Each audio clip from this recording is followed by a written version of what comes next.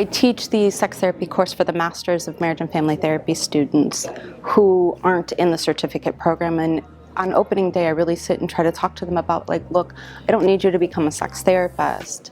You may have no interest in that, but if you're going to call yourself an MFT or a CFT and there's a chance that you're ever going to see couples, you need to be able to have the ability to say, hey, how's your sex life?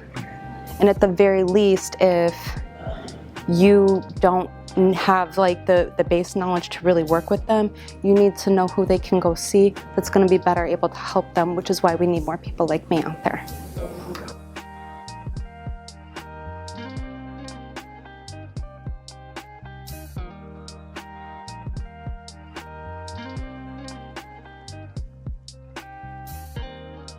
Other things that people can do with a certificate in sex therapy, I mean, they don't just have to be in clinical practice, although, you know, there's private practice, there's mental health agencies.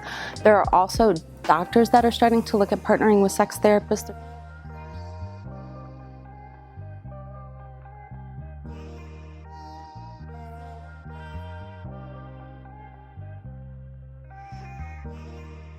Interestingly enough, sex therapists don't just see people that have sexual issues though. Sometimes people come to us because we tend to be more aware and affirming of certain identities that aren't causing any kind of issue, but we have the ability to sit with that due to our training. Before starting this certificate, I couldn't tell you any of the any of the sort of like seminal voices in the field or any of like the really contemporary research that's going on, and I certainly couldn't name an intervention or talk about how I would talk about sex with clients. And it was really cool to get in a room full of people who have experience talking to clients about like their sexuality and being like, wow, it's all been very abstract, but now I can actually think about how I'm going to start using these skills in the room. So I feel like those parts of my training have been really addressed. There is the opportunity to get the certificate education at other programs, but Adler is the